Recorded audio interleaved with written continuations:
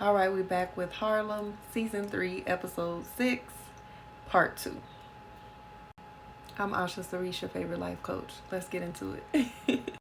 So, again, y'all know Camille, she knocked her book out. She had to submit 30 chapters to the publishers in order to get the rest of her advance money.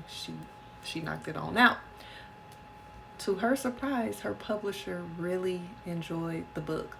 She thought she was going to have so many things to critique and so much feedback and things that she needed to change, but she loved it. Not only did she love it, she told her it was a love story because Camille put her personal story in there about getting pregnant by her ex after they had to break up because of him wanting to be a father and her not wanting to be a mother.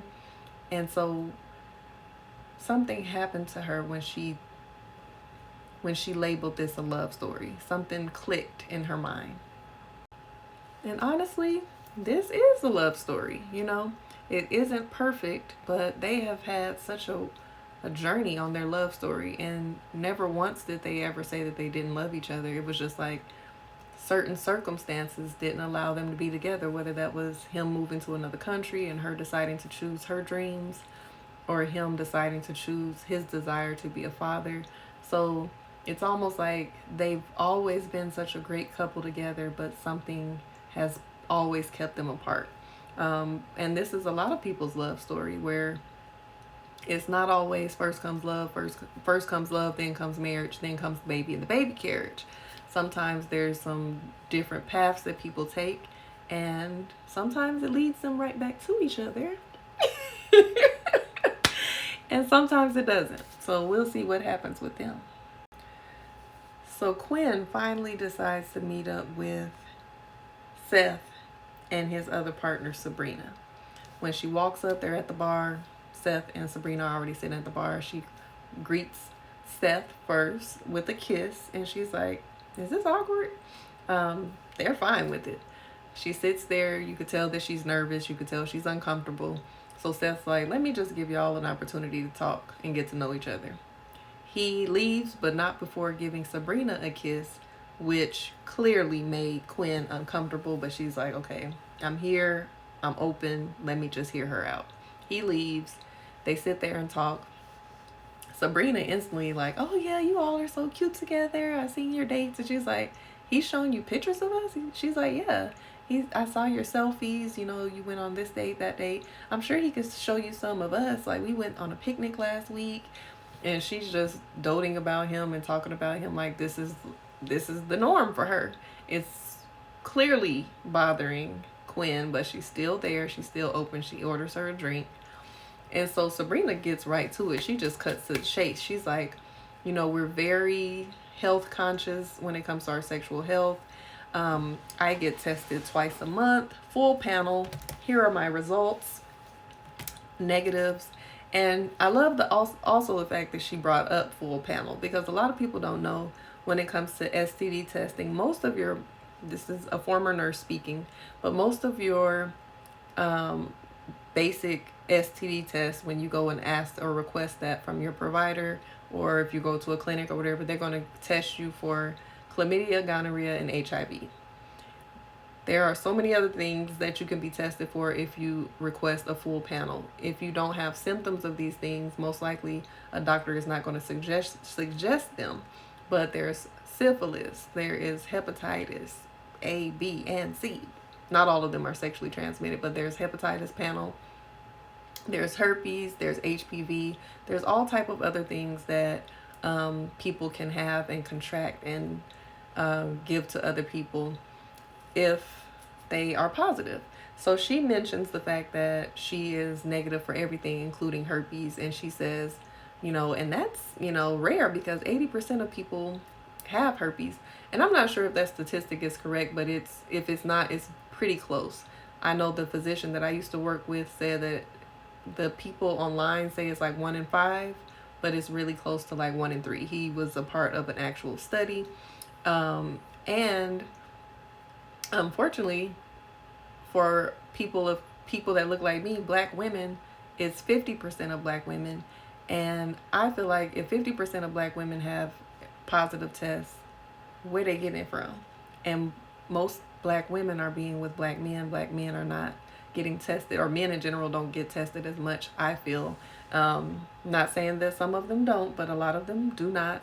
They wait for their woman to let them know if they have any symptoms or any positive tests before they realize that they need to go get checked.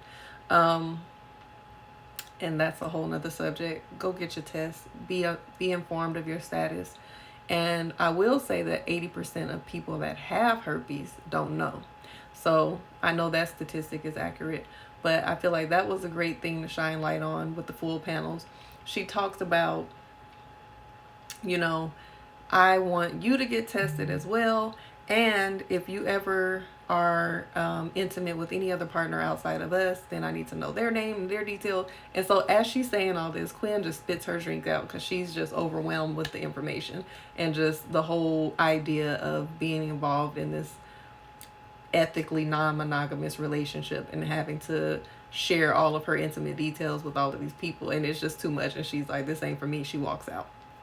Angie is super excited about the big opening night of the musical, the Girls Trip musical, after this wonderful review she received from the reporter and the hype and everything that has been surrounding this event. And she's on cloud 9. And then here goes the director putting all this pressure on her, like, you know, when you got this much of a review, it can go one of two ways. It can either be really good or really bad. And now Angie is in her head again, feeling like she may not be able to live up to the hype. And now she's stressing. She's all in her head, just like she was when Mike planted that seed about her taking on this role that was kind of raunchy. While Angie's backstage worrying her little head off, Quinn tells Camille and Ty that she walked out of the meeting with Sabrina, how it's not for her, and she's actually considering going to this solo mom workshop. I kind of had mixed feelings or a mixed opinion about Quinn's decisions in this moment because, you know, she's been on a journey of figuring herself out when it comes to love. She definitely wants love. She's always wanted romance and connection and intimacy and a relationship and a marriage and monogamy and a family and all of this. But she's also been open to trying new things. Like, she's basically a part of the LGBTQIA plus community. She's dated a woman. She's been open to trying new things. They openly talk about threesomes in their friend group. She's never really tried one, but it seems like she's open to different things. But when it came to the relationship that she had with Seth, when she really felt like he was the one, and when he presented this idea of being ethically non-monogamous, it just wasn't for her. But it was almost like, hold up now, hear him out a little bit, because I know it's not for everybody, but for her to want exactly what he's able to give, the relationship, the connection, the husband, the ring, the providing the lifestyle, the children, and he has some ethical other relationships outside of that, which a lot of women are in that type of situation, and it's non-ethical because they're basically just getting cheated on. There is no conversation, there's no openness to the relationship. It's just you have this lifestyle and your man out cheating. So she has this, but she chooses to say, I'm closed off to this, but I am considering being a solo mom. And being a solo mom is an amazing route for some people, but it's almost like, you know, we know the benefits of having a father in the home and raising a child in a two-parent home, but that could be a toxic environment if dad is not always home, if dad has other families, dad has other situations, mom is not happy and not pleased with the relationship.